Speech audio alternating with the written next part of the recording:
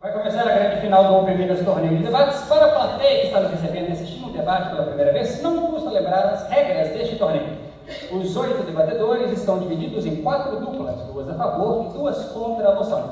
Eles serão chamados para este púlpito e cada debatedor vai falar por aproximadamente 7 minutos. Quando o tempo de discurso atingir a marca de 1 minuto, nós vamos ouvir este sinal. Indicando que os debatedores da bancada possam fazer pontos de informação a quem estiver falando. Aos 6 minutos de discurso, nós vamos ouvir o mesmo sinal, indicando que perguntas não podem mais ser iniciadas. Aos 7 minutos de discurso, nós vamos ouvir um duplo sinal, indicando que o debatedor deve encerrar a sua fala em no máximo 15 segundos. Caso o tempo de discurso atinja a marca de 7 minutos e 15 segundos, o presidente cassará a palavra do debatedor. Vamos então começar os nossos trabalhos jogando pela moção. Em um cenário no qual ele possa ser eleito e exercer o seu mandato, esta casa votaria Lula presidente em 2018. Para começar os trabalhos e falar a favor da moção, eu chamo ao público a deputada Luísa Cortes. Uma boa tarde a todos, o meu nome é Luísa Cortes, é um prazer estar na final deste Open Minas, que foi incrível. Eu sou líder dos farrapos na Casa Senato de Debates, um prazer ter essa plateia aqui tão grande. Muito boa tarde aos meus colegas debatedores, uma boa tarde à mesa justificadora. Eu começo defendendo aqui esta casa em um cenário no qual ele possa ser eleito e exercer o seu mandato, votaria Lula presidente em 2018, começando com os termos da moção. O cenário em que ele possa ser eleito e exercer o seu mandato é o anulamento do julgamento que o condenou em segunda instância. Lula, o ex-presidente do Brasil, que foi presidente durante os anos de 2002 a 2010, Luiz Inácio Lula da Silva, e votar Lula presidente significa votar 13 nas eleições que acontecerão em outubro. O meu caso aqui é simples. Lula deve receber o nosso voto enquanto esta casa, enquanto os presentes neste plenário, porque ele é um bom líder, porque ele é um bom político e porque não existe alternativa melhor. Eu começo dizendo, ele é um bom líder porque ele é um excelente orador, que é capaz de comunicar com primazia as suas ideias e fazer tanto grandes intelectuais quanto pessoas que nunca tiveram acesso à educação estarem na mesma página enquanto ele discursa. E isso deve ser reconhecido. Além disso, ele tem consciência do que é estar na pobreza no Brasil.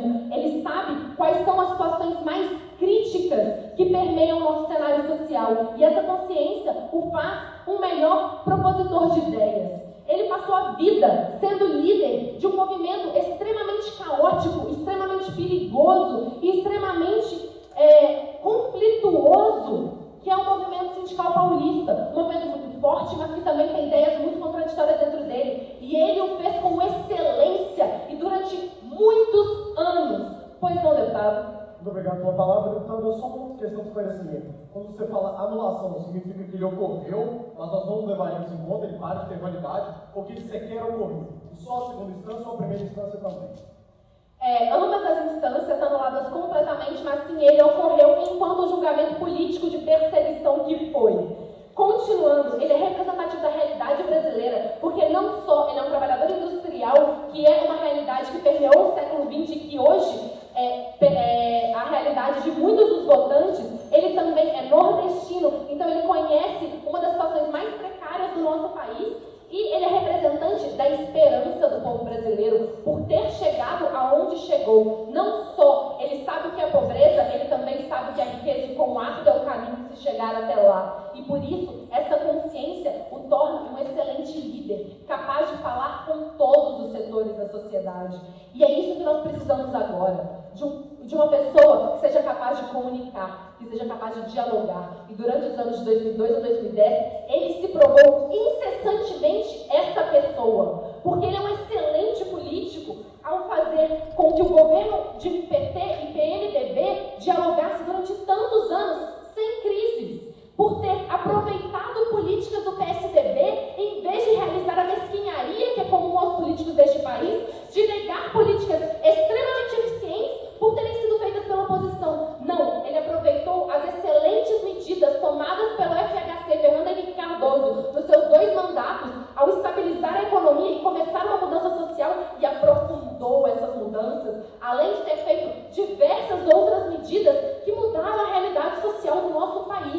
país Brasil do século XX não existe mais, não é mais tão desigual, não é mais tão miserável, graças a este homem que foi capaz de, com um congresso conservador ou com um congresso que discordava extremamente dos seus ideais de esquerda, realizar diversas políticas pela mudança social deste país. Porque ele não tem medo de dialogar, ele não tem medo de negociar. Ele é capaz disso com excelência. Este é o seu grande dom. Pois não, deputado? Se o presidente Lula é capaz de dialogar com todos os setores da sociedade, por que ele só é considerado o pai dos pobres e não o pai de todos? Ele é considerado o pai dos pobres porque nunca antes os pobres foram ouvidos. Então, os outros setores da sociedade não precisavam de pai. Ele foi o primeiro pai. E agora ele não precisa mais ser pai, porque os pobres já estão numa situação melhor, mas ele pode ser irmão e aprofundar ainda mais as mudanças e solidificar ainda mais as mudanças, em vez de nos permitirmos retornar à mesquinharia e a políticas que não dialogam e que não constroem nada, simplesmente sobrevivem pela reeleição. Teremos a coragem de eleger um homem que irá mudar a sociedade e que irá solidificar mudanças, porque foi isso que ele fez. Ele solidificou as mudanças econômicas de FHC e isso permitiu com que nós não participássemos da crise mundial de 2008, que iria detonar o país depois de uma tão intensa crise fiscal e crise de inflação que nós tínhamos passado alguns anos antes. Ele conseguiu nos segurar e ele conseguiu nos manter crescendo. E ele entregou um Estado em superávit, ele entregou contas balanceadas. Ele foi um homem que fez o que o Brasil precisa agora. Porque ainda que em 2002 a crise política não fosse tão intensa, ela já dava sinais. E ele reduziu esses sinais. E ele segurou a onda. Então, ele é a pessoa que deve estar presente agora para voltar ao diálogo. Porque ele é o único candidato que será capaz de dialogar com o Congresso. E meu colega deputado Eugênio irá aprofundar essa questão, porque eu não tenho mais tempo. Mas este é o candidato de 2012 e de 2018. Este é o único candidato, porque ele é um bom político, porque ele é um bom líder, porque ele é um homem que irá realizar as mudanças na política, as mudanças na sociedade que nós precisamos tão desesperadamente que aconteçam para que essa crise não se alastre ainda mais e para que as mudanças sociais continuem a se aprofundar e para que o Brasil só cresça. Ele é a esperança e não há outro voto senão um 13. Portanto, Lula 2018. Muito obrigada.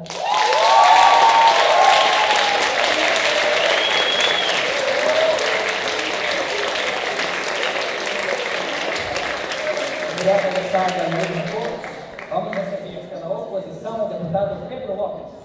Boa tarde, colegas. Meu nome é Pedro Lopes de Carvalho Ferreira. Eu sou também estudante da UFMG e membro do Senado, curiosamente da mesma casa que o senhor Heitor Luiza Cortes. E nesse sentido, quando nós falamos de Lula 2018, com a perspectiva da possibilidade do ex-presidente Lula reconcorrer ao cargo em 2018, inicialmente a oposição majoritariamente concorda com a definição colocada, porém não é possível aceitar simplesmente a perspectiva do julgamento que condenou o presidente Lula como pura e simplesmente manifestação de perseguição e dubiedade política. É não só válido como necessário compreender também a possibilidade, a urgência e a percepção atual da nossa jurisdição, até o momento, de que a perspectiva do julgamento foi sim muito validada tecnicamente, contando com mais de 5.000 provas na sua totalidade, a participação de diversas instâncias, culminando inclusive no nosso Supremo Tribunal Federal, na última instância legal de maior competência deste país, ou seja, no final das contas, ainda que nesse cenário, é sim necessário perceber esse julgamento que de fato ocorreu e sim a sua validade, pelo menos com alguns princípios e possibilidades a serem mencionados, ainda que não impossibilitando o cenário colocado.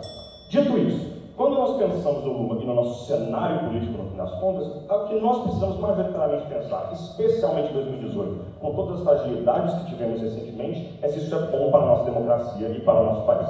E nesse sentido, pensar no Lula em 2018, mesmo que com a perspectiva mais bela e com todo o respeito saudosista que foi até aqui colocada, é necessário pensar em mais do que isso. Senhoras e senhores, antes deste caso aqui colocado, essa era a primeira vez que o Brasil, em décadas, mais ou menos 20 anos, veria uma eleição que não era gritantemente polarizada e que seria tremendamente fácil de prever os seus resultados. Pela primeira vez em muito tempo, o Brasil contaria com diversos candidatos que têm seu valor, merecem ter seu discurso ouvido, mais do que pura e simplesmente 2 candidatos, normalmente com um em particular, que se destaca e presume-se sua vitória, independentemente de seu projeto. Pela primeira vez em muito tempo existiria o nosso caso. E agora a democracia perde. E agora a democracia, a diversidade de opiniões e ideologias e a possibilidade de escolha genuína, mais do que o movimento de onda que foi tão comum nos últimos 20 anos, é negada. E por isso nós perdemos também.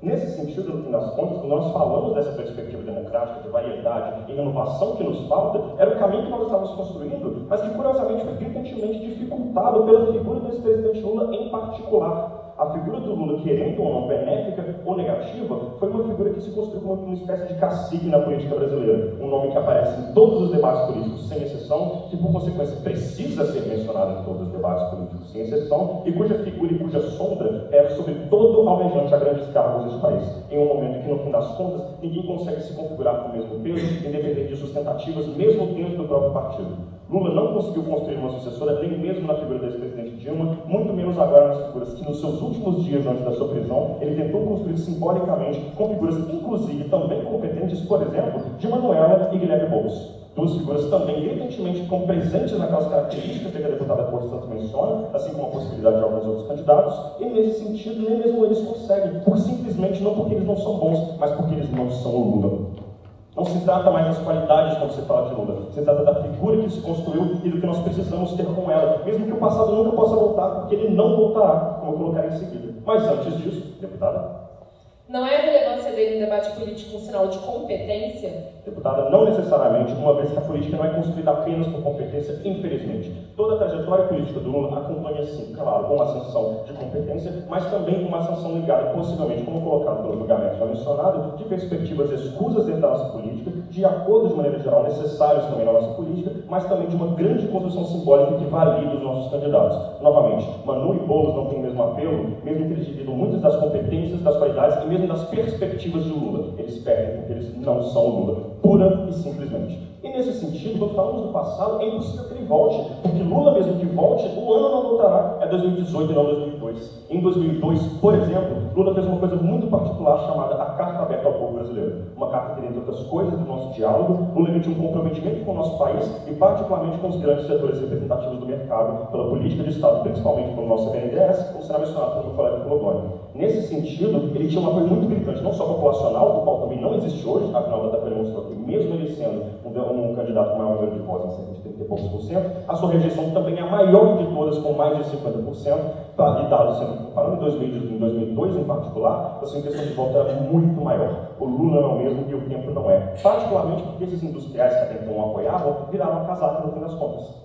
Isso é manifestado particularmente pelo seu apoio dessas entidades, inclusive especificamente no processo de impeachment da ex-presidente Dilma. A sua perspectiva, a sua ideologia e seus sonhos e sua ideia de futuro não estão mais atrelados com a figura do Lula. Por consequência, várias das grandes coisas, sim, que foram feitas, nunca mais poderiam ser aplicadas. Novamente, é 2018, não é 2002. E nesse sentido, inclusive, particularmente, quando nós falamos de uma perspectiva que, novamente, está ligada à nossa política, à nossa democracia, se fala também da lógica das questões que a deputada colocou. Novamente, a nossa proposta, no fim das contas, é que vários desses candidatos colocados inicialmente poderiam sim ser perspectivas válidas e não apagadas pela figura do presidente Lula. Quando se fala em bons oradores, novamente, eu estou me limitando a mencionar particularmente Manuela e Boulos, pura e simplesmente pela proximidade ideológica e de competência que eles têm. Mas eles também são bons oradores, eles também têm uma boa noção de mundo. Manuela, particularmente, age como deputada no nosso Congresso já há muito tempo, com muitas propostas válidas citadas recorrentemente, que vão desde perspectivas de lei de estágio até perspectivas de política macroeconômica. Particularmente, Guilherme Boulos, inclusive, se faz presente em tempos recentes, há tempos que Lula já não fazia mais parte dos movimentos da mesma maneira. Guilherme Boulos é um homem que tem guiado o projeto dos movimentos dos trabalhadores sem teto há muito tempo, enquanto Lula, em boa parte, se virou para a política institucional em muitos sentidos. Porque, no fim das contas, não é nenhuma questão de maldade, obviamente, mas é uma questão de necessidade quando ele se tornou presidente. Guilherme Boulos, por exemplo, é um homem que tem as mesmas características similares, mas é fresco, é novo e tem a perspectiva do que o país atualmente ainda vive, porque ele ainda está lá, ele ainda se faz presente, ele corrobora nessas circunstâncias. No fim das contas, senhoras e senhores, quando nós falamos de Lula 2018 ou não, como nós aqui na oposição defendemos, nós temos que pensar no nosso futuro mais do que isso, em como nos renovar e manter uma qualidade mais do que perspectiva de se retornar 16 anos no passado para tentar trazer mais uma vez um homem que, a despeito de suas qualidades, também apresentou, sim, diversos defeitos que, inclusive, mantêm o nosso caso caótico politicamente e economicamente, como mencionado pela deputada, e como será aqui desenvolvido. Lula tem responsabilidade também nos nossos erros. E esses erros, mais do que seus sucessos agora impossibilitados, é que se repetiriam quase que inevitavelmente numa perspectiva de Lula sendo eleito em 2018. Mais candidatos, menos grandes sombras e menos caciques e mais perspectivas diversas à nossa democracia. Muito obrigado. Uma boa noite a todos e a todas. Meu nome é Eugênio Del Maestro Coraça. Eu sou aluno de Direito do FMG, membro do Senado. E para mim, é uma alegria inigualável estar aqui hoje, nesta final. É uma emoção enorme de estar aqui debatendo este plenário nesta final. E eu vim aqui hoje defender, seguindo a minha colega Luísa Cortes, porque a gente deveria eleger o Lula em 2018, no cenário em que ele pudesse ser eleito. E para isso começamos com algumas reputações. Primeiro, Boulos não é o Lula, realmente ele não é. Boulos parte de um movimento do MTST e de lutas pela questão agrária. E o Lula, como claramente podemos perceber, é um político que sabe lidar com a institucionalidade. Ele sabe lidar de dentro do movimento. Ele sabe lidar com os congressistas, tanto senadores quanto deputados. Características que faltam à própria Manuela Dávila, que faltam também a Boulos. Não é dizer que eles não são Lula e, portanto, eles não serão eleitos. É dizer que eles não têm essas mesmas qualidades. Pensemos no momento atual. Michel Temer, uma rejeição quase absoluta pela população. Sequer tem essa legitimidade de governar. Pensemos agora nos candidatos. O colega Lopes me diz dos panoramas políticos e das oportunidades diversas que temos de eleger um novo candidato. Diversas e novas não são de maneira alguma. Marina Silva, que está aí mais uma vez na eleição e que emerge a cada 4 anos como submarino das águas da floresta amazônica. Ciro Gomes, um cacique político, está aí no Ceará, e os meus colegas claramente podem saber disso, porque também são do Ceará, da minha bancada e da bancada de oposição, está aí mais uma vez e tem um discurso extremamente radical. É acusado por alguns de querer imprimir dinheiro. Bolsonaro, por outro lado, tem uma rejeição enorme. Opiniões políticas, opiniões públicas questionáveis e muitas vezes até agressivas. E também, outra vez, uma política radical que não sabe dialogar. Vivemos hoje um vazio político. Um vazio político que precisamos ultrapassar para chegar ao futuro. Lula assume essa figura no momento em que ele consegue negociar, como já negociou durante vários anos, com o próprio PMDB, como negociou com o PSDB e com os outros partidos para aprovar reformas. As várias críticas que meu colega Pedro Lopes faz ao Lula devem ser muito mais direcionadas a Dilma, porque a Dilma escolheu não seguir aquilo que tinha sido feito até então. Ela decide romper com diversos membros daquele governo do PT, e ainda mais, ela rompe com o próprio Lula. Ela não sabe dialogar. O próprio Lula fala isso no recente trabalho que ele publicou, no recente livro que ele publicou antes de ser preso. Pensamos aqui que a gente está anulando esse julgamento que o prendeu, porque ele também tem um caráter muito político, ele é muito incomum, pela forma como ele foi feito às vésperas de uma eleição, que nos deixou um vazio político que só pode ser suprido pelo presidente Lula. O senhor tem a palavra, deputado. O senhor indica os vários políticos que há alguns anos estão tentando se reeleger, mas o Lula não está há mais de 2 décadas tentando concorrer ao executivo, sempre baseado no seu carisma e não realmente nos seus ideais políticos? Na verdade, não. Bem expôs meu colega Pedro Lopes, que em 2002 Lula emite essa carta ao povo brasileiro. Ele faz uma participação política junto ao PMDB. As diversas eleições anteriores, o Lula ainda era esse dirigente sindical. A gente tem que reconhecer o papel da história do Lula aqui, isso é certo. Como presidente das unidades sindicais e promoveu grandes greves do ABC na época da ditadura. Uma das épocas mais obscuras do nosso país. Mas ele aceitou a institucionalização. Saímos daquela eleição da década de 90 que até o Silvio Santos concorria para presidente, que é o que nós vemos hoje, que até o Bolsonaro concorre para presidente. E a gente tem diversos candidatos que ninguém nunca ouviu falar e que surgiram do nada. O que nós queremos dizer aqui é que Lula, dentro deste paradigma institucional, é a figura mais correta. Lula é o ápice da Constituição de 1988. A Constituição que não diversifica estratos sociais, Lula de uma classe baixa, que também dá força e dá oportunidade de diálogo com movimentos sociais. Lula é sindicalista. E que faz com que todos nós podemos ter a oportunidade da cidadania. E que todos nós podemos nos espelhar em um líder. Esse líder que é o Lula. Que é o Lula que vai suprir esse vazio político deixado pela era Dilma. Da qual ele não é o arquiteto. Ele apenas promoveu essa sucessão e deu espaço para Dilma. E, infelizmente, ela descarrilhou o trem. O senhor tem a palavra para o deputado. Muito obrigado, deputado. O senhor são autores dos movimentos sociais, o combate à pobreza de Lula. Mas o que vocês podem dizer sobre o fato da concentração de riqueza durante o governo Lula ter aumentado muito mais? Muito obrigado. Infelizmente, a concentração de riqueza, como nos mostrou diversos resultados da própria pesquisa Oxfam, aumentou no mundo todo. Se os senhores quiserem analisar esse problema, analisemos o panorama global, não apenas o panorama brasileiro. Nós promovemos uma melhoria no consumo. As pessoas que antes não consumiam determinados produtos passaram a consumir. As pessoas que tinham vedado seu acesso a diversos ambientes agora o tinham. E se o senhor quer me dizer de concentração de renda, vamos analisar os governos anteriores, lá atrás, que promoviam muito mais a concentração de renda. E os próprios governos da ditadura, antes do nosso momento democrático, que promoveram a concentração de renda, e como nós sabemos hoje com diversos arquivos resgatados que promoveram a corrupção. E por isso eu venho dizer para vocês, neste momento, o Lula é a melhor opção. O Lula sabe que ele não pode ir contra tudo. Ele sabe que ele tem que ceder um pouco, ele sabe que ele tem que negociar. A gente viu isso no Lula 1, no governo primário do Lula, quando ele segue uma política da FHC, a política da FHC do governo 2. Isso não sou eu quem diz, isso é o Marcos Lisboa, economista do INSPER. Ele fala que o Lula soube muito bem administrar essa mudança, para depois progredir para uma política macroeconômica.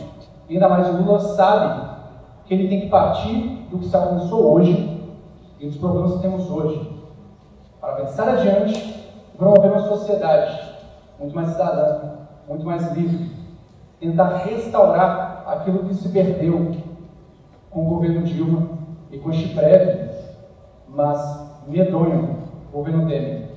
E por isso, com todas as opções que temos de candidatos, esta casa deveria, e eu espero que os senhores votem no Lula sem se candidatar. Muito obrigado. Boa tarde a todos aqui presentes, é um enorme prazer poder debater nessa final novamente aqui na Câmara Municipal de Belo Horizonte. Eu gostaria de cumprimentar a todos, plateia, debatedores, adjudicadores, em especial nossos convidados do Ceará, que no seu primeiro Open Minas preenchem metade dos debatedores da final, e também, em especial, a minha família que está presente na plateia e veio me prestigiar hoje. Muito obrigado por todos vocês, e agora eu gostaria então de começar a entrar no meu discurso. Primeiro, gosto de retomar um ponto que foi dito, e muito bem dito, pela primeira bancada de defesa, que eu sou sim obrigado a concordar. Eu sou obrigado a concordar. Lula é um excelente político. Lula é um excelente orador. Lula é muito carismático. O que não muda o fato de que ele não foi um bom presidente. O que não muda o fato de que ele foi mentiroso. O que não muda o fato de que ele atualmente seria um enorme problema para o Brasil. Eu vou explicar o porquê. Primeiro, quando nós falamos sobre a minha pergunta da concentração de renda para o deputado Eugênio, não foi porque a concentração de renda aumentou mundialmente e por isso nós tivemos esse problema com a concentração de renda no Brasil. A política do Lula de campeões nacionais, que estava presente na carta que o meu deputado Pedro Lopes falou, era qual? Era uma política de que determinadas empresas, determinados campeões nacionais receberiam grandes empréstimos, grandes investimentos, e assim eles poderiam fazer bem para o país. Eu vou citar alguns desses campeões nacionais, JBS e Odebrecht, acusados de esquema de corrupção. Qual bem para o país que eles estão fazendo? Eu pergunto aos senhores, e não é só isso, Lula, quando eu digo que é um mentiroso, é justamente pelo fato de que essa coisa de pai dos pobres, essa coisa de vou combater a corrupção, vou combater a pobreza, não é verificada no seu discurso, nas suas atitudes, apenas no discurso, igual eu citei agora nesses problemas.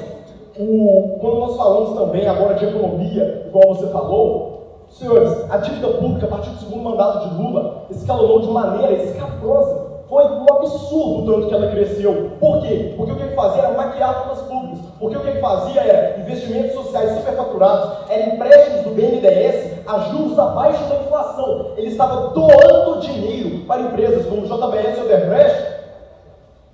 Como isso ajuda pobres? Muitas dessas doações feitas pelo BNDES, ainda por cima, foram feitas em obras do exterior. Como que isso ajuda o país? É isso que nós queremos agora, em uma situação de crise, em uma situação de crise econômica, crise social, eleger alguém tão irresponsável economicamente? E tem mais, quando vocês falam de pai dos pobres, quando vocês falam de carisma, eu sou obrigado a concordar. Lula é muito carismático, Lula convence a todos, e independente da pessoa que o Lula é, o presidente já tem essa carga muito grande. O presidente é a cara do Brasil. O presidente é aquele que todos do país conhecem. O presidente é aquele que as pessoas olham de baixo para cima. E qual é o problema de tentar nos colocar alguém paternalista? Qual é o problema de colocarmos alguém que põe em xeque as instituições que você disse que sabe defender?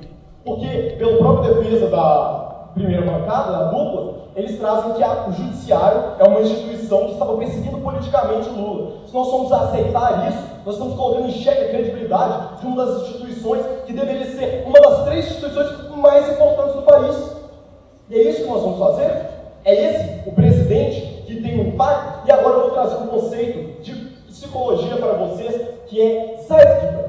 Esse conceito é introduzido por Daniel Goleman no seu livro Inteligência Emocional. E o que significa isso? Quando você olha para uma pessoa que tem um impacto emocional grande, ou seja, alguém muito carismático, o pai dos pobres, o presidente, as ações que eles tomam por todas as outras pessoas que estão à mercê desse carisma, elas tendem a ser copiadas. E quais foram as ações de Lula? Foi tentar ser nomeado ministro da Casa Civil para fugir de um julgamento em primeira instância. Foi ser condenado em primeira e segunda instância, pedindo um habeas corpus e ainda se recusando a se entregar para a polícia. É isso que nós queremos? Nós queremos uma população que vai olhar para um paternalista, para um populista que finge que está fazendo bem para os pobres, quando ele está, na verdade, aumentando a concentração de renda no país, quando ele está favorecendo os ricos, doando dinheiro para empresas milionárias, para lobistas. É isso que nós queremos? Antes de eu continuar, por favor, deputado. Muito obrigado, caro deputado. Diante do fato de vocês não votarem em Lula, qual candidato os senhores escolheriam para este momento de vazio político de 2018? Muito obrigado. O que os senhores mencionam é justamente a habilidade que o Lula teve com as instituições de 2002. Apesar de vermos claramente que eleger o Lula significa que todas aquelas pessoas que não gostam dele perderiam fé nessas instituições. E todas que votaram nele estariam jogando fora a credibilidade delas. Jogariam fora a credibilidade da política, do judiciário e das nossas instituições brasileiras como um todo. Nossos novos candidatos, nós não sabemos se eles de fato são muito bons institucionalmente. Mas, entre alguém que nós sabemos que é extremamente problemático, que é mentiroso, que é um dos maiores símbolos de paternalismo exacerbado e desnecessário para a nossa política, eu prefiro arriscar. Eu prefiro arriscar com quem é novo, eu prefiro arriscar com Manuela, eu prefiro arriscar com quem é com Bolsonaro, eu prefiro arriscar com João Amoedo. Encontre o candidato que melhor adequa a sua opinião política, pois nós temos candidatos de esquerda, de direita, liberais, conservadores, e todos eles são novos, todos eles ainda merecem uma chance, igual demos a chance para Lula em 2002, igual nós demos uma chance para Lula em 2002, e ele mentiu para nós, e agora vive mentindo e nos convencendo que ele vale a pena. Mas ele não vale, senhores. Isso nós devemos entender. É se dar a chance ao novo, é dar uma chance à democracia, é dar uma chance às nossas instituições. É entender que o impacto de um presidente que foi condenado para a população é um impacto muito maior do que simplesmente crer que é a perseguição política. Mesmo se fosse, se nós elegemos o Lula, e de fato não foi uma perseguição política, elegemos o Lula, o que nós teremos é a descredibilidade total nas outras instituições que deveriam regular ele como presidente. O que nós teremos no cenário internacional, olha, um ex-presidiário condenado em 2 instâncias, nós anulamos o julgamento só para poder fazer ele nosso presidente. Esse é o nosso país. É isso que nós queremos, senhores. Então nós queremos dar uma chance ao novo, dar uma chance ao Brasil, dar uma chance às nossas instituições, dar uma chance a uma possibilidade que seja, pode até falhar, pode até dar errado, mas uma possibilidade que nós merecemos tentar. Uma possibilidade, como o deputado Lopes falou, única, que não é mais polarizada. Uma possibilidade de renovar, de inovar e de conseguir finalmente fazer uma diferença. Muito obrigado. Chegamos no segundo tempo, extensão do debate. A gente vai ouvir novos argumentos, novas perspectivas da segunda metade do debate. Começando pela defesa com o deputado Pedro Ângelo. Muito boa tarde a todos. Eu não poderia começar meu discurso de outra forma que não cumprimentando a nossa plateia, aos debatedores, aos jardinificadores e a cada um de vocês que hoje compõe o movimento brasileiro de debates. É com muito orgulho que eu, Pedro Ângelo, membro efetivo da Sociedade de Debates da UFC, venho aqui hoje representar a delegação do meu estado. Mas eu confesso que, apesar desse orgulho, eu tenho uma certa tristeza. Tenho uma tristeza por fazer isso no momento que o nosso país vive uma situação de neomacartismo, uma situação de caça às bruxas, ou mais precisamente, caça aos comunistas. O que aconteceu foi que nos últimos anos foram montadas certas narrativas fictícias, as famigeradas fake news, para dizer que havia uma tentativa do Partido dos Trabalhadores de implantar uma espécie de Cuba no Brasil. E a partir disso, a nossa população se popularizou. Ela se popularizou a partir de mentiras. E quando os deputados da outra bancada vêm aqui dizer que eles querem propor novo, eles querem propor novidades com base em mentiras sobre o nosso passado. A minha bancada vem aqui defender que, para acabar com toda essa polarização, para que a verdade volte para a nossa política, nós precisamos fazer apenas uma coisa: deixar o homem trabalhar. Deixa o Lula trabalhar, deixa o Lula mostrar que ele nunca governou por ideologia. Ele governou sim pelo bem do povo, mesmo quando isso contradizia as vontades do partido dele ou as vontades de determinadas demandas ideológicas. Senhor deputado. Deputado, as intenções de voto e de rejeição sobre o Lula são bem diversas, bem polarizadas. Essencialmente, as pessoas que o apoiam são iluminadas, as pessoas que não o apoiam, que rejeitam ele, são manipuladas por fake news e vítimas desse macartismo? Não, senhor, não é uma questão de iluminação. A questão é que para que algumas pessoas, de fato, observem os relatos históricos. Algumas pessoas observam, por exemplo, que na história recente do nosso país, o presidente Lula implementou um projeto chamado Bolsa Família. E alguns tentaram pintar esse projeto como um projeto maligno da esquerda, um projeto socialista, certo? Vocês sabem o que é o Bolsa Família? Bolsa Família é uma política econômica de vouchers, uma ideia que foi criada pelo economista libertário, ou como alguns chamam liberal, Milton Friedman. É basicamente a ideia de que a concorrência é importante. Então, ao invés de dar as coisas para as pessoas, nós damos dinheiro para essas pessoas, nós permitimos a concorrência de mercado para que as pessoas tenham acesso a bens de melhor qualidade. Ou seja, o Lula não é esse socialista todo que quer implantar a União Soviética no Brasil, como alguns estão narrando. O Lula é um homem que governou para o povo de acordo com as necessidades que o povo tinha. Nós podemos observar, por exemplo, que muito foi falado sobre o julgamento do Lula ou sobre o habeas corpus do Lula. Mas a coisa que nós precisamos observar é que a maioria dos ministros do Supremo Tribunal Federal foram indicados por Lula ou pelo seu partido. E ainda assim, o habeas corpus do Lula foi negado. Ou seja, Lula fez indicações absolutamente técnicas, indicações que prezavam pela lisura. Senhor deputado? Muito obrigado, deputado. Você poderia me dizer se o valor que as pessoas recebem no Bolsa Família é superior aos valores bilionários que as empresas receberam do BNDES e que ainda por cima deram calote? Muito obrigado, deputado. Mas aí que está. A questão que eu estou colocando aqui não é que o Lula seja o pai de um determinado segmento da sociedade. Ele não é o pai dos pobres, dos pais ricos, ele não é alguém que está lá para agradar as grandes corporações. Mas o que acontece é que ele é um homem que lidou com a realidade. A realidade é que no Brasil existem grandes empresas, existem segmentos de mercado, e ele precisou atender a demanda de vários segmentos da sociedade em nome de uma coisa chamada governabilidade. Ainda assim, ele agiu com muita sabedoria. E ainda assim, nós podemos verificar que as críticas feitas ao presidente Lula, em sua maioria, são críticas posteriores ao seu governo. São críticas que acontecem a partir da insatisfação que aconteceu com o governo Dilma, que foi estendida para o Partido dos Trabalhadores e para o Lula, enquanto um dos maiores representantes desse Partido dos Trabalhadores. Mas o Lula não governou só para um segmento da sociedade. Pelo contrário, ele foi um símbolo para todos os segmentos.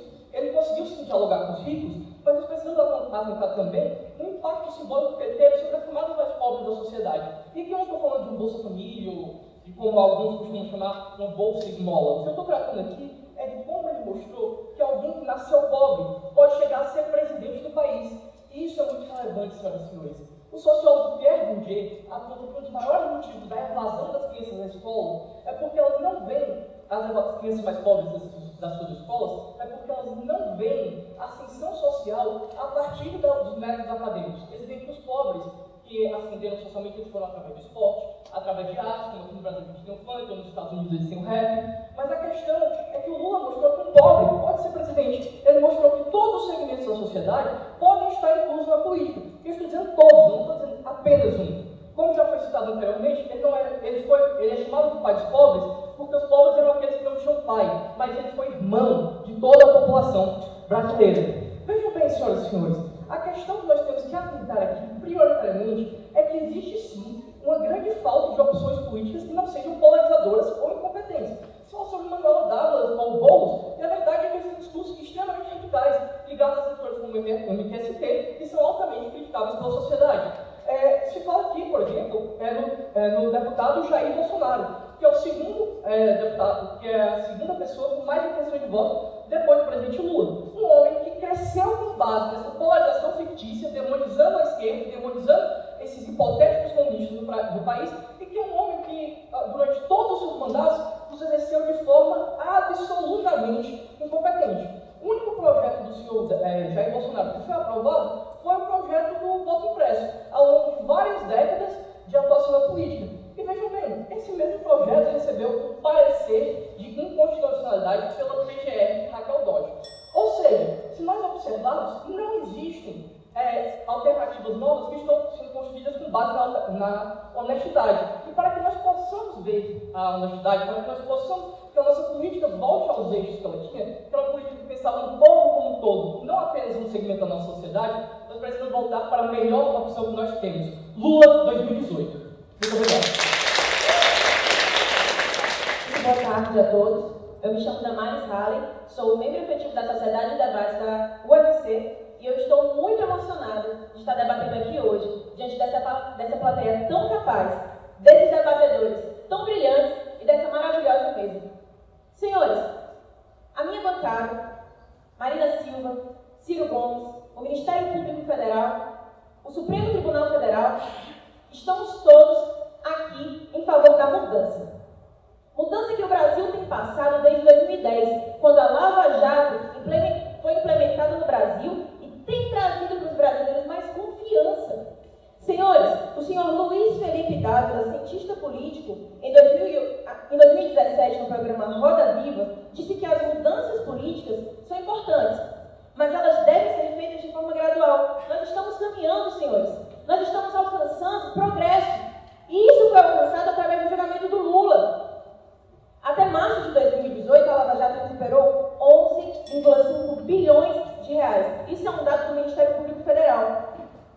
Mas o que acontece aqui é que a senhora deputada da Defesa diz que nós devemos anular completamente a decisão do Supremo Tribunal Federal e do Tribunal de Primeira Instância.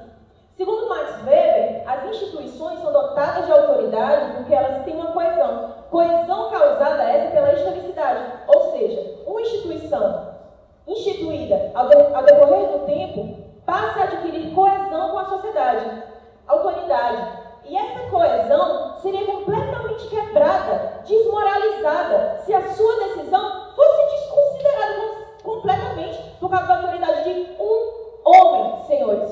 Um homem.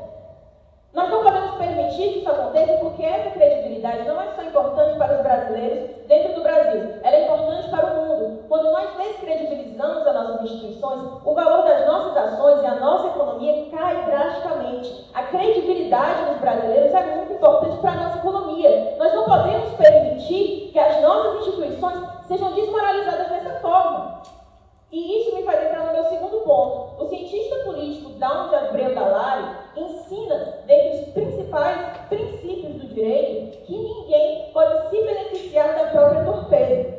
Se nós permitimos que algum brasileiro se beneficie da própria torpeza, seja ele quem for, nós estaremos abrindo um precedente para que todos ajam assim e para que nós continuemos conhecidos como o brasileiro do jeitinho, o brasileiro que sempre dá um jeito de fazer as coisas lhe favorecer, apesar das circunstâncias. E é essa a credibilidade que nós teremos internacionalmente. Deixa eu lembrar para vocês como Lula se beneficiou da sua torpeza. Quando ele foi julgado, no começo desse ano,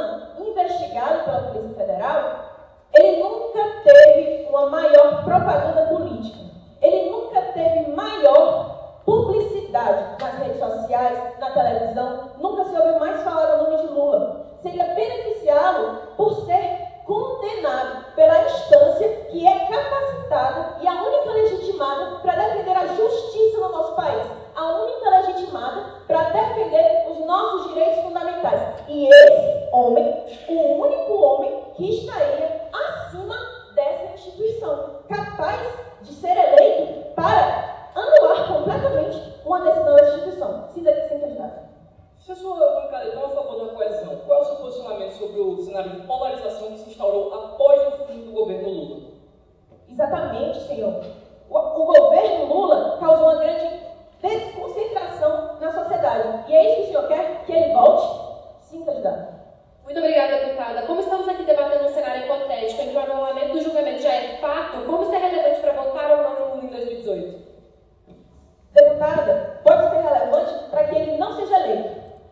Porque se a decisão for anulada, ainda pelo que nós entendemos da sua definição, haverá uma eleição. Ou a senhora estaria predefinindo que a anulação já iria diretamente para a sua eleição. E não foi isso que nós entendemos da moção e da sua definição. Mas, senhores, ninguém pode se valer da própria torpeza de maneira alguma, até porque nós não votamos numa pessoa, nós votamos em uma ideia, num administrador. Eu quero lembrar para vocês o que é república democrática e a sua diferença de uma monarquia. O senhor Ulisses, no seu livro, O Livro Urgente da Política Brasileira, ensina que a república democrática é aquela que o povo elege alguém para lhe governar e administrar o seu país. Nós estamos num país em que os poderes são tripartidos. O legislativo, o administrativo e o judiciário, o executivo, perdão. E o executivo tem a função de planejar o país e administrá-lo para o seu bem maior.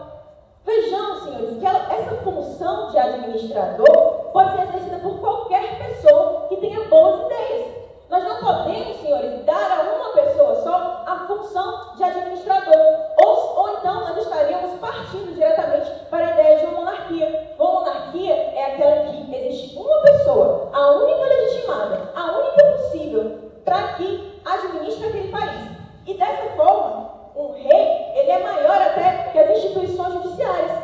Um rei, ele é maior do que as instituições legislativas. Como a deputada falou, o Lula é o único capaz de conversar e de dialogar com o legislativo. Senhores, se nós queremos dar essa posição ao Lula, que nós não votemos nele, que nós entreguemos a coroa. Que nós não façamos um processo democrático, que nós não façamos um processo republicano e presidencial, que nós entreguemos a ele a monarquia, que nós reconheçamos ele como o escolhido divino, único capaz de governar o Brasil. Senhores, a minha bancada acredita que a solução não é o filho do Brasil. A solução é a conscientização republicana e democrática de todos os seus filhos. Obrigada. Rafael Alcântara, sou estudante de Direito da Universidade Federal do Ceará. Sou membro da Sala de Debates dessa universidade. Para mim é uma incrível honra debater com o Estado natal, representando o Estado que hoje me acolheu, desde 28 anos, no Estado do Ceará. Eu sou metade mineiro, metade cearense, e aqui eu posso ser os dois. Agradeço a oportunidade. Como último debatedor das bancadas da defesa, eu gostaria de apresentar para vocês os principais pontos que foram aqui apresentados. Demonstrar a vocês que sim, nós devemos votar em Lula em 2018. Foi apresentado que ele seria um bom líder, mas o que seria a ideia de Lula como líder? Não é a ideia dele como um político negociando com deputados, mas a ideia dele como um político que é representado, pelo qual o povo se sente representado. E nesse ponto é interessante destacar o ponto de que ele é um excelente orador. A gente reconhece a importância do oratório. Agora, ele é um bom orador, não no sentido de falar palavras difíceis, de ter contato com o povo. Ele é um bom orador no sentido de que as palavras dele alcançam todas as classes sociais. Mas por que é importante ele falar com todas as classes sociais? Por que é importante que Lula seja do povo? Porque ele é o líder que o Brasil precisa. Isso foi muito bem demonstrado pelas bancadas. Enquanto nos Estados Unidos a gente pode ter o luxo de, no debate presidencial, discutir sobre intervenção de outros países e a questão da política internacional, aqui no Brasil a gente tem que discutir a questão da pobreza. A gente tem um problema extremamente grave, que não é resolvido, mas que ainda assim tem o poder de resolver. a bancada da oposição menciona que, na verdade, a gente tem um cenário atual, nessa eleição, de polarização com várias chances de candidatos serem eleitos. As duas afirmações não são verdade. A gente não tem uma polarização, mas a gente não tem uma polarização, eles afirmam, mas a gente tem sim. A gente tem uma figura de extrema-direita com altas chances de ser eleito, no caso, a figura de Jair Messias Bolsonaro, enquanto a esquerda carece de uma figura tão carismática que tenha chance de competir contra eles. Sim, Boulos e a Manuela Dávila são uma opção, mas talvez daqui a 10, 15, 20 anos. A gente está discutindo essa eleição. E eu adicionaria a curiosidade que Boulos e Manuela Dávila são os maiores defensores da candidatura do Lula. Mesmo, teoricamente, eles seriam prejudicados, perderiam o eleitorado, mas porque eles não se importam simplesmente em ganhar. Eles se importam com a representatividade da eleição. Agora, ele é rejeitado pela maioria.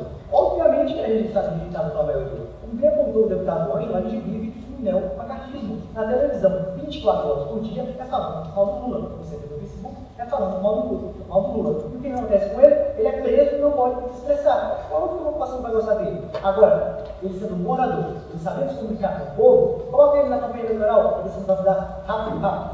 Agora, entrando naquele campo do ex-ministro, ele ser um bom político, ele ter governabilidade. Agora, as pessoas confundem, principalmente no Brasil, que governabilidade é ser bom. Se ele tem governabilidade, é porque ele sabe comprar a oposição. Não é isso. Governabilidade existe em qualquer democracia. Isso significa basicamente a ideia de você saber, de você compreender que nenhuma ideologia é um prato feito para você colocar no seu país e vai dar tudo certo. Você tem que trabalhar em todas as frentes. E Lula não é um candidato radical. Como bem apontou o deputado Ângelo, ele adota medidas fortemente liberais de Bolsa Família, e o próprio Henrique Meirelles, que é o ministro da Fazenda, trabalhou com o Lula. Agora, detalhe, hoje o Henrique Meirelles, que teoricamente tem a rédea solta devido ao governo Temer, aprova reformas extremamente liberais, extremamente pró-mercado contra o trabalhador, e ele pode fazer isso. Agora, quando o Henrique Meirelles trabalhava com o Lula, ele era regulado. Tudo bem, a gente vai aproveitar o lado bom da sociologia, a geração de riquezas, mas a gente vai botar um contraponto do respeito às minorias. E a gente entra no campo da economia. E a primeira bancada da oposição, no primeiro momento, fala que ele é um bom governante, mas que isso não poderia ser admitido. E depois, o segundo deputado fala que, na verdade, ele foi péssimo, chama ele até mesmo de mentiroso. E aí eles trazem como primeiro ponto a concentração de renda do seu governo. A concentração de renda é inerente ao capitalismo na medida que você tem um aumento de riqueza. E Lula trabalhou no capitalismo. Agora, o problema não são os ricos serem ricos. Os problemas são os ricos serem ricos ao custo da população mais pobre. Tá? Obrigado, deputado. Você poderia me explicar por que a concentração de renda é inerente ao capitalismo e não política de doação de dinheiro para bilionários? Porque, pronto, em relação aos bilionários, eles citam bem a NDES. A ideia do BNDES nunca foi dar dinheiro para bilionários. A ideia é incentivar empresas nacionais a ajustem abaixo da inflação, porque por isso que o BNDES existe. Ele é um banco público, que é para incentivar a indústria nacional. Se ele for cobrar o mesmo juro dos bancos privados, ele não precisava nem mesmo existir. E aí ele vai fazer o quê? Vai criar emprego no país, vai criar emprego, vai aproximar a relação do nosso país com a América Latina. Enquanto eles falam muito para fazer obra em outros países, o que o Temer faz hoje é vender o Brasil para outros poderes, como os Estados Unidos, como a União Europeia, enquanto o Lula fala, não vamos olhar para a Europa, vamos olhar para trás, para a América Latina. Em relação à inerência ao capitalismo, a ideia é, isso é uma ideologia, na verdade, um entendimento liberal. O problema não é as pessoas terem concentração de renda. O problema não é que muitos, poucos, têm muito dinheiro. A gente tem que olhar se as pessoas mais pobres têm condições dignas. Esse é um ponto fundamental. E isso elas tinham. Agora, a bancada da extensão busca a ideia de que seria uma desmoralização do judiciário. Se o Lula for candidato ao Ministério Público, vão perder a credibilidade. A gente poderia até dizer que eles deveriam perder um pouco de credibilidade depois desse julgamento. Mas eu aceitava o ponto da oposição e digamos que a gente não teve um anulamento do julgamento. Ainda assim, não deveria ser candidato. E como diz o artigo 15, ninguém vai ser considerado culpado antes do trânsito julgado. O STF faz um malabarismo argumentativo para falar: você não é considerado culpado, mas você é preso.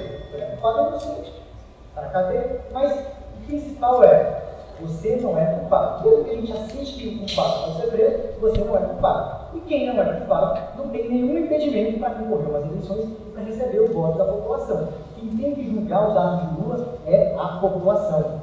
Mas seria então eleger Lula, criar uma monarquia, criar um líder, o único líder possível? Pelo contrário, Lula nunca centralizou as na sua figura, o governo nunca quis governar do jeito dele, sem o apoio da população e de todos os setores.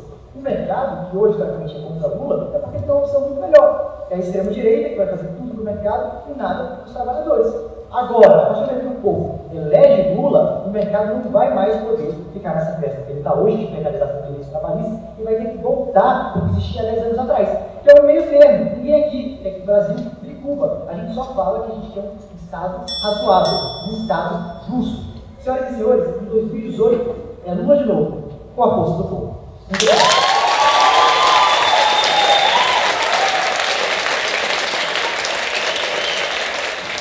Boa noite, eu me chamo Pedro Lima, sou membro efetivo da Sociedade de Debate da UFC. Inicialmente saúdo a bancada da defesa, a bancada da oposição, a mesa administradora e principalmente a esta plateia que apresenta este debate. Confesso que estou um pouco nervoso porque nunca debati para tantas pessoas, mas é sempre um prestígio estar aqui na terra do pão de queijo para poder discutir novas ideias. Interessante que esse debate ele teve dois principais pontos, um na sua primeira metade, outro na sua segunda. Quando visualizamos o que foi falado aqui na primeira metade, principalmente pela bancada da primeira defesa, é exaltado o bom líder que Lula foi, os seus aspectos de conseguir juntar todos e, para isso, conseguir uma pluralidade política. Mas a bancada peca porque ela faz uma dissociação que não é capaz. Ela peca quando nega que os atos políticos feitos por Lula não são desencadeados na crise econômica que nós vivemos hoje. Na verdade, ela tem uma relação direta, porque Lula e sua sucessora, a Dilma, foram responsáveis por atos que estão causando a economia decadente que o Brasil tem hoje. Então, quando eu falo, Lula beneficiou os pobres, Lula foi o pai dos pobres, ok, até a página 8. Mas a partir de então, quando houveram os reais resultados dessas atitudes, o que aconteceu foi o rombo da economia pública. E a partir daí, o debate se lida principalmente pela representação que Lula traz e se outros candidatos poderiam fazer isso. Abraham Lincoln, em discurso em 1854, diz que nenhum homem é bom o suficiente para governar outro sem sua razão. O que acontece quando a bancada da defesa invoca esses argumentos de Lula, eles estão muito mais indo para o seu carisma político e para a sua capacidade de articulação do que para os seus ideais. Porque se nós formos para os seus ideais, nós perceberemos que existe sim outras pessoas que são tão capazes quanto ele de fazer isso. A bancada da oposição citou aqui, por exemplo, Guilherme Boulos.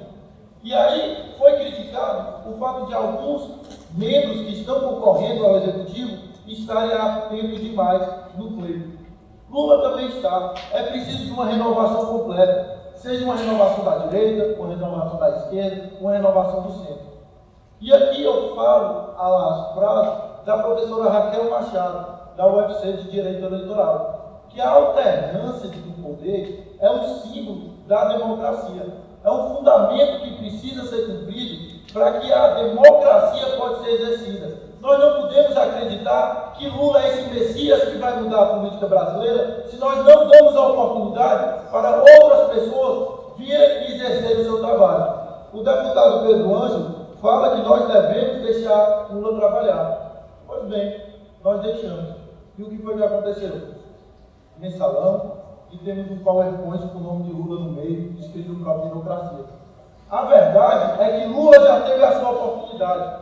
Apesar de ser um muito bom político, ele falha nos aspectos republicanos. Ele falha naquilo que está sendo proposto de mudança no Brasil. Pois não, caro deputado? O senhor questiona um ponto que até o momento está estabelecido no debate. A importância de Lula para a economia brasileira como responsável pela crise. Quais são os exatos atos de Lula que entraram na crise brasileira? Os dados que Lula comprometeu são exatamente esses que está sendo sofrido atualmente pela crise econômica no Brasil. Não há como dissociar um governo de mais de 10 anos com a política atual e a situação que o Brasil vive.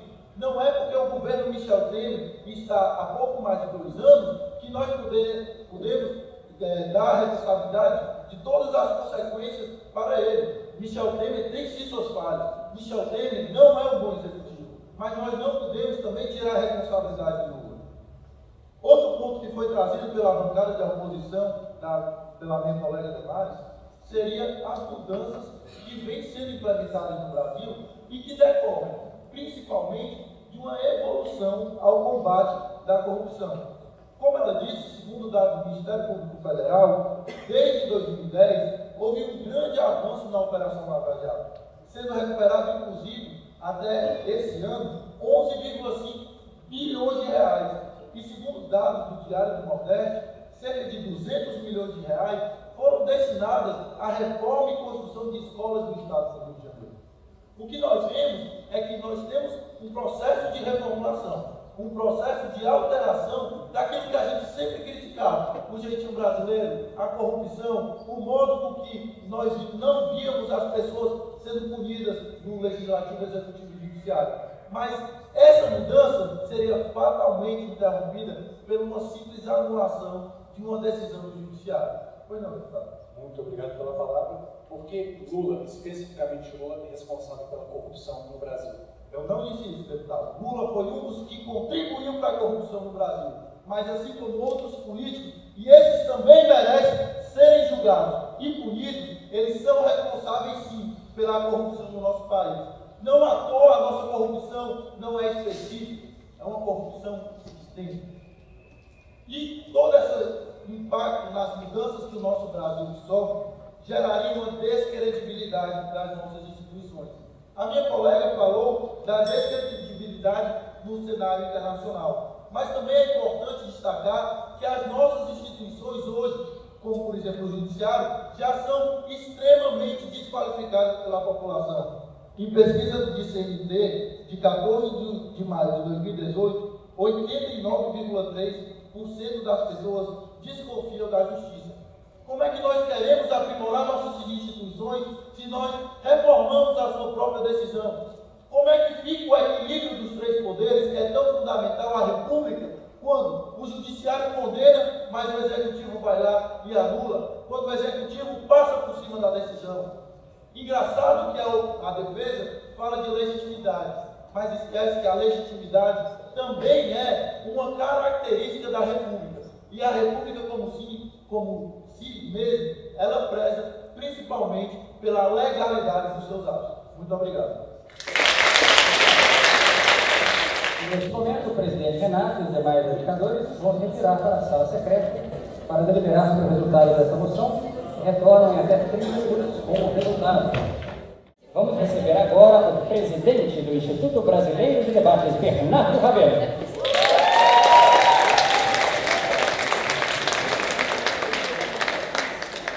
Bernardo Rabelo é também campeão brasileiro de debates 2015.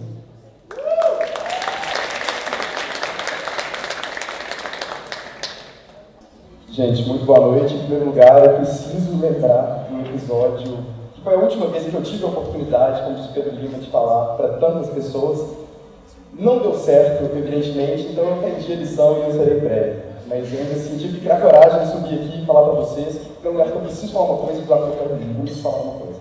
Bom, o que eu preciso falar é que o IDB vive um processo de transição já há um ano e essa transição, naturalmente, ocorre da única forma como ela poderia, que é por meio da interdireção da sociedade de debates dentro do corpo do próprio Instituto. São exemplos disso o João Lucas, nosso diretor de comunicação, a Nádia, nossa diretora de pesquisa, a Flávia, diretora-geral do CDD, o Casimiro, nosso diretor de educação, e também eu, como diretor de debates. Agora, entrando um pouco no que eu queria dizer para vocês, como diretor de debate, eu me sinto coadjuvante. É o seguinte, há 3 anos, quando a gente teve o primeiro Open Minas, que contou com apenas 10 duplas, eu vim aqui, debati, adorei a experiência, eu debati apenas 2 meses, mas eu fiquei de coração partido, porque eu vi esse auditório maravilhoso, porque a época antes da reforma era ainda mais bonito, ao meu ver, e certamente mais econômico, mas eu fiquei muito chateado porque estava vazio, e eu fiquei ansioso por encher esse auditório. Aos poucos eu tomei pegando um pouco, mais pessoas foram vindo, mas demorou, preciso admitir. Agora, desta vez, eu finalmente consigo dizer que o movimento de debate no Brasil cresceu, e com ele o Open Minas, e até mais, ele explodiu como a gente esperava, a gente tinha certeza de que ocorreria. Eu pude testemunhar isso de perto como coadjuvante, participando de inúmeros torneios regionais e visitando sociedades ao longo dos últimos meses. Isso começou com o Capelense, em novembro do ano passado, em seguida houve o Capixaba, o Torneio Fluminense, agora nós temos o Open Minas. Eu tive a oportunidade de ir também a Curitiba, de ir a Brasília, e ver o ótimo trabalho que as sociedades estão desenvolvendo. Vocês são os protagonistas, e a Diretoria Nacional de Debates do IPD está apenas à disposição de vocês para ajudar nessa missão que é fazer os debates competitivos crescerem no Brasil e, com isso, deixar um legado para esse país.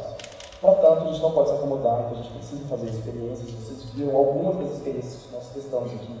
Há 2 anos atrás, nós liberamos, nós não, eu debati a época não organizado, mas foi liberada a moção do Open, não tem uma moção, com um mês de antecedência. Desta vez a gente tentou o exato oposto, que é fazer uma moção surpresa, sem ser lúdica, tem uma surpresa, propriamente dito, e a gente tem que experimentar esse tipo de coisa mesmo, porque muitas vezes a gente tem que tomar decisões importantes, firmar convicção, como inclusive em quem a gente vai votar, e não raro nós não temos tempo para pesquisar a fundo, para articular nossas ideias, então a gente precisa confiar no nosso raciocínio mesmo, na nossa capacidade de entender, de discutir em tempo real.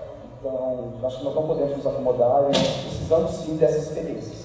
E eu agradeço demais toda a compreensão de vocês ao longo desse torneio, tanto com essas experiências que nós fazemos no Open, até visando ao melhor CDB que a gente possa fazer, mas não apenas, também com o volume que ele adquiriu. Quando a gente pensou nesse torneio, eu estabeleci uma meta otimista de 48 duplas. Otimista. Essas 48 duplas se colocaram no primeiro dia de inscrição. A gente estendeu para 64 e nesse momento eu já estava desesperado com o meu cabelo, porque eu não tinha espaço, não tinha tempo, não tinha moradia, não tinha nada para isso. A gente não teve que recusar duplas. Eventualmente a gente teve sim que recusar duplas e em outro momento a OAB nos tirou algumas duplas. Então nós acabamos fazendo um torneio muito grande, com vários percalços, mas eu sinto que a gente consegue sim fazer torneios desse tamanho. Eu tive a oportunidade em 2015 de participar do que é considerado o Nacional da Inglaterra, que é naturalmente o ambiente de debates mais tradicional do mundo. E esse nacional conta com 120 duplas. Nós já chegamos à metade e nós conseguimos chegar ao dobro em pouco tempo ao dia. Então, disso tudo isso, eu queria dizer que o IPD está à disposição das sociedades, que eu, em particular, fico emocionado. Se antes eu não conseguia, nem como no meu primeiro discurso no final do Open Minas, tirar o microfone do eixo por medo de que eu tremeria e ele amplificaria a minha tremedeira, deixando ela clara para todo mundo, agora eu continuo com dificuldade de tirar o microfone. Mas eu faço questão de tirá-lo dessa vez da promoção. Muito obrigado.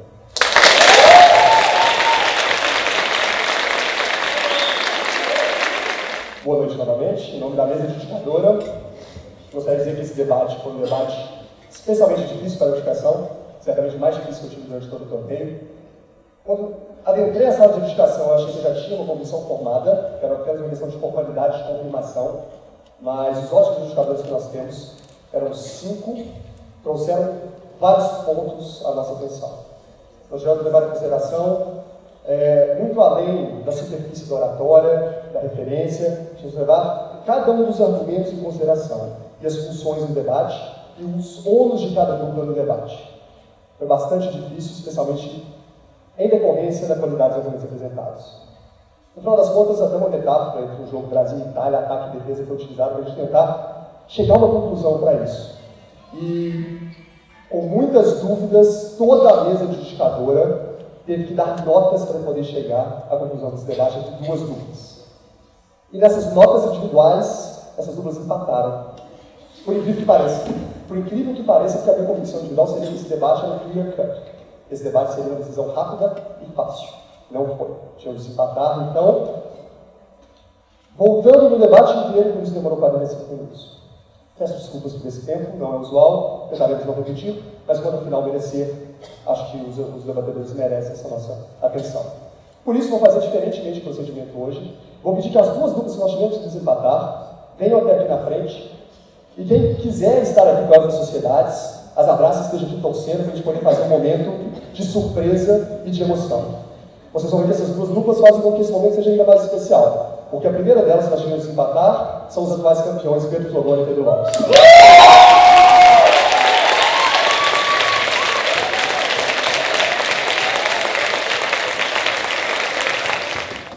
A outra dupla aqui à direita, que a gente precisou desempatar, são também fortes favoritos ao título desse mesmo campeonato, Caio Alcântara e Pedro Lopes.